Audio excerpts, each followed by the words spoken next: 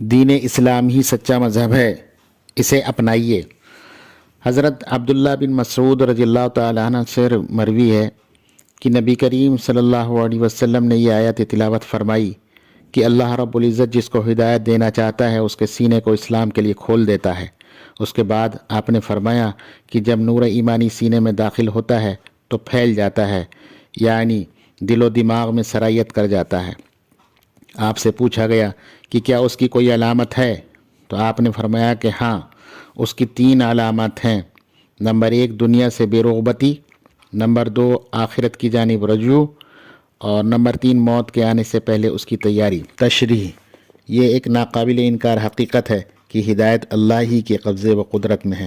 وہ جس کو چاہتا ہے ہدایت دیتا ہے، جس کو چاہتا ہے اس سے محروم کر دیتا ہے، کیونکہ دلوں کا مالک وہی ہے، جدھر چاہتا ہے پھیر دیتا ہے۔ اب قیامت تک کے لیے اللہ رب العزت نے ہدایت کو دین اسلام کے ساتھ خاص کر دیا ہے۔ اس کو چھوڑ کر کسی اور دین دھرم کو اپنانے والا گمراہ ہے، وہ اس سے بھٹکا ہوا ہے، جیسے کہ ارشاد باری ہے وَمَن يَبْتَغِ غَيْرَ الْإِسْلَامِ دِينًا فَلَن يُقْبَلَ مِنْهُ وَهُوَ فِي الْآخِرَةِ مِنَ الْخَاسِرِينَ۔ سورہ آل عمران آیت نمبر 85۔ مطلب، جو شخص اسلام کے سوا کسی اور دین کی پیروی کرے گا اس کا کوئی عمل قبول نہیں کیا جائے گا اور وہ آخرت میں نقصان اٹھانے والوں میں سے ہوگا۔ یہ بات ذہن میں رکھ لینی چاہیے کہ ہدایت کی 2 قسمیں ہیں، ایک ہدایت عامہ جس کا تعلق اسلام سے ہے، یعنی جس نے بھی سچے دل سے اسلام قبول کرتے ہوئے کلمہ پڑھ لیا وہ یقیناً ایک نہ ایک دن جنت میں داخل ہو جائے۔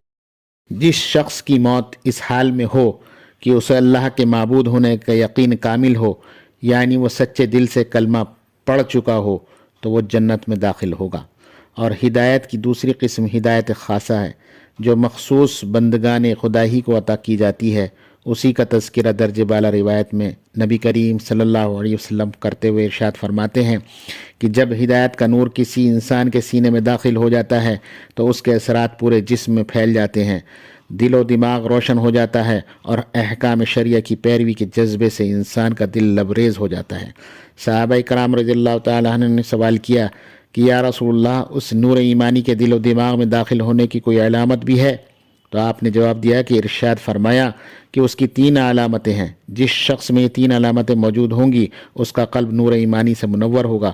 اب دنیا، نفس اور شیطان اس کو راہ حق سے بھٹکانے میں کامیاب نہ ہو سکیں گے۔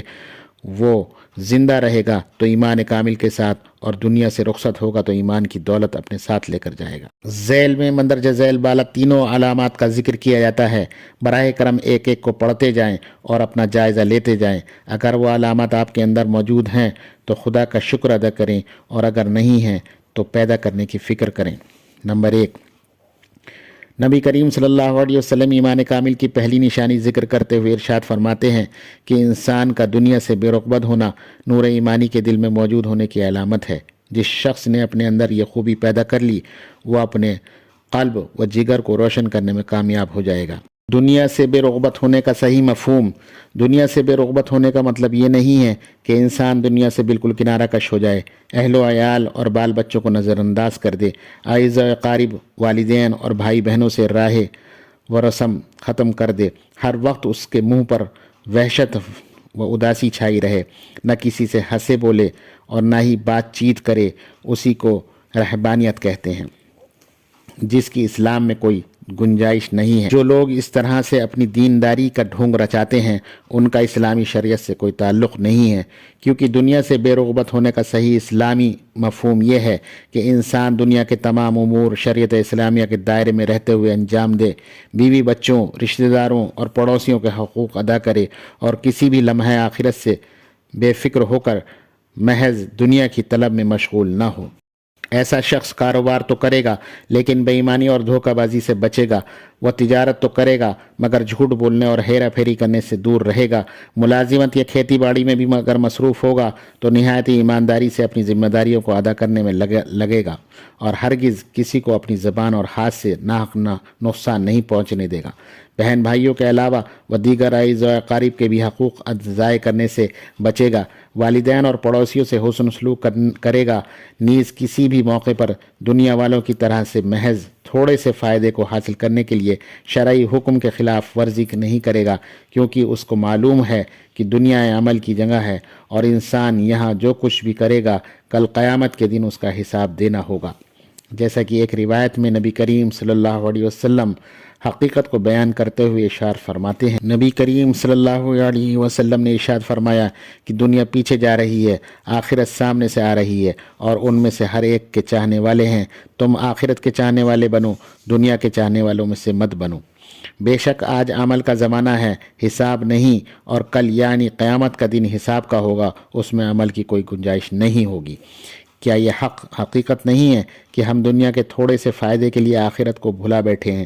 حساب دینے کا خوف ہمارے دل سے بالکل نکل جاتا ہے اور ہم یہ بھول جاتے ہیں کہ ہم نے چوری چھپے جو کچھ کیا ہے اس کا علم کسی کو ہو یا نہ ہو، لیکن خدائے وحدہ لا شریک کو ضرور ہوگا، جس کو وہ کل قیامت کے دن ہمارے سامنے پیش فرما دے گا، خواہ وہ عمل رائی کے دانے کے برابر ہی کیوں نہ ہو۔ ارشاد باری ہوئے، فَمَن يَعْمَلْ مِثْقَالَ ذَرَّةٍ خَيْرًا يَرَهُ وَمَن يَعْمَلْ مِثْقَالَ ذَرَّةٍ شَرًّا يَرَهُ۔ جس نے رائی کے دانے کے برابر بھی کوئی خیر کا کام کیا ہوگا، اچھائی کا کام کیا ہوگا، وہ اس کو دیکھ لے گا، اور جس نے رائی کے دانے کے برابر بھی کوئی برائی کی ہوگی وہ اس کو دیکھ لے گا۔ نبی کریم صلی اللہ علیہ وسلم قلب کے نور ایمانی سے منور ہونے کی دوسری علامت کا ذکر کرتے ہوئے ارشاد فرماتے ہیں کہ کسی انسان کا آخرت کی تیاری میں مشغول رہنا یہ اس بات کی علامت ہے کہ اللہ نے اس کے قلب کو ایمان کا نور عطا فرما دیا ہے۔ آخرت کی طرف متوجہ ہونے کا مطلب یہ ہے کہ انسان ہر کام کو انجام دیتے ہوئے آخرت پر نظر رکھے اور ہرگز اس کو نظر انداز کر کے دنیا میں مشغول نہ ہو۔ جب زبان سے کچھ بولے تو آخرت میں سوال و جواب کا مرحلہ اس کے سامنے ہو۔ اسی طرح جب وہ اپنی نظروں سے کسی چیز کو دیکھے تو اپنے ہاتھوں سے کسی چیز کو پکڑے، اپنے پیروں سے کسی چیز کی طرف چلے، اپنی بھوک پیاس کو کسی چیز سے مٹائے اور دل و دماغ سے کسی کو کام انجام دینے کا عزم کرے تو آخرت کے نقصان سے بچتے ہوئے وہاں کی کامیابی کو مقدم رکھے، اپنے رب کو تنہائیوں میں بھی یاد کرے اور برسر عام بھی اس کی محبت کو اپنے سینے سے لگائے رکھے اور ہرگز دنیا کو آخرت پر ترجیح نہ دے۔ نبی کریم صلی اللہ علیہ وسلم ایک روایت میں آخرت کی فکر کو اوڑھ لینے والے کی فضیلت بیان کرتے ہوئے ارشاد فرماتے ہیں کہ جس شخص نے صرف آخرت کی فکر کو اپنی فکر بنا لیا، اللہ رب العزت اس کو دنیا کی فکروں سے آزاد کر دے گا، اور جس نے دنیا کی مختلف فکروں کو اپنے سر اوڑھ لیا تو پھر اللہ کو اس کی کوئی پرواہ نہیں ہے کہ وہ کس وادی میں کیسا ہلاک ہو رہا ہے۔ آج کل ایسا لگتا ہے کہ عام لوگوں کے دلوں سے آخرت کی فکر ہی نکل گئی ہے۔ وہاں پہنچنے اور پھر خدا کے سامنے کھڑے ہو کر اپنے کیے کا حساب دینے کا خیال ذہنوں سے نکلتا جا رہا ہے، جس کی وجہ سے معاشرے میں بگاڑ اور کردار کی خرابیاں جنم لے رہی ہیں۔ اللہ رب العزت ہمیں فکر آخرت نصیب فرمائے۔ نمبر 3، نبی کریم صلی اللہ علیہ وسلم قلب میں نور ایمانی کے داخل ہو جانے کی تیسری علامت کا ذکر کرتے ہوئے ارشاد فرماتے ہیں کہ انسان کا موت آنے سے پہلے اس کی تیاری میں مشغول ہو جانا اس بات کی علامت ہے کہ اللہ رب العزت نے ایمان کے نور سے اس کے دل کو روشن فرما دیا ہے۔ وہ رہتا تو دنیا والوں میں ہے لیکن اپنے آپ کو وہ قبر والوں میں شمار کرتا ہے۔ موت کی فکر اس کو گناہوں سے بچاتی ہے اور خیر کی راہ پر گامزن کر دیتی ہے۔ توبہ استغفار کے ذریعے ہر وقت ایسا شخص موت سے پہلے اپنے گناہوں کو معاف کرانے میں مصروف رہتا ہے، حقوق کی ادائیگی کا اہتمام کرتا ہے اور دنیا سے اس حال میں رخصت ہونا چاہتا ہے کہ اس کی طرف کسی کا کوئی حق باقی نہ رہے۔ موت سے پہلے عمل صالح کی توفیق کامل جانا یہ بھی اللہ ہی کے حکم پر موقوف ہے۔ وہ جس کو چاہتا ہے حسن خاتمہ کی دولت سے مالا مال کرتا ہے اور جس کو چاہتا ہے محروم کر دیتا ہے، لیکن کامیاب انسان وہ ہے جو ہر وقت موت کی تیاری میں مصروف رہے، کیونکہ اللہ رب العزت جد و جہد کرنے والوں کی محنت کو ضائع نہیں فرماتا، اور ضرور ایسے انسان کو موت سے پہلے اعمال صالحہ کی توفیق سے سرفراز کر دے گا۔ ارشاد نبوی ہے، نبی کریم صلی اللہ علیہ وسلم فرماتے ہیں کہ اللہ رب العزت کا ارشاد ہے کہ حدیث قدسی ہے کہ جب اللہ تعالیٰ کسی بندے کے ساتھ خیر کا ارادہ فرماتا ہے تو اس کو نیکیوں کو انجام دینے کی طرف راغب کر دیتا ہے۔ راوی نے پوچھا، یا رسول اللہ، خدا اس کو کیسے راغب کرتا ہے؟ آپ نے فرمایا کہ اللہ رب العزت اس کو موت سے پہلے نیک کاموں کو انجام دینے کی توفیق مرحمت فرما دیتا ہے۔ گویا اب اس کا خاتمہ نیکیوں کو انجام دیتے ہوئے ہوگا اور اللہ رب العزت اس کو سوئے خاتمے سے بچا لے گا۔ کامیاب ہے وہ شخص جو موت کی تیاری میں لگا رہے اور کبھی بھی اس سے بے فکر ہو کر دنیا کی فتنہ انگیزیوں میں مبتلا نہ ہو۔ اللہ رب العزت ہمیں ایمان کامل کا نور عطا فرمائے اور مذکورہ تینوں اوصاف سے جڑا ہونے کی توفیق نصیب فرمائے، آمین۔ وصلی اللہ علی نبی الکریم۔ ہماری ویڈیو اگر آپ کو پسند آئے تو اسے سبسکرائب کریں، لائک کریں، شیئر کریں اور بیل آئیکن کا بٹن دبانا نہ بھولیں۔